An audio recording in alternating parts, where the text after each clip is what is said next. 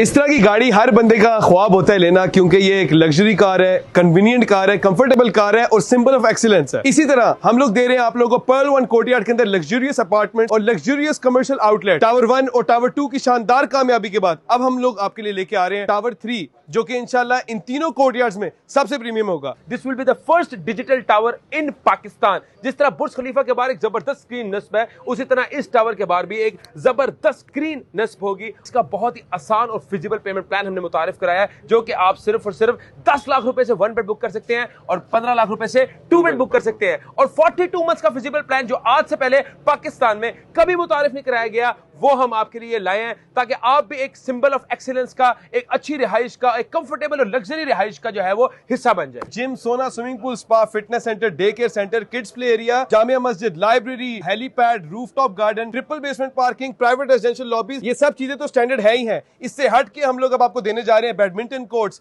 Tennis courts और बहुत कुछ और। इंशाल्लाह आप 10 मार्च से पहले हमसे राब्ता करें और इस आसान घर हैट्रिक ऑफर का हिस्सा बन के अपने घर का मालिक बने।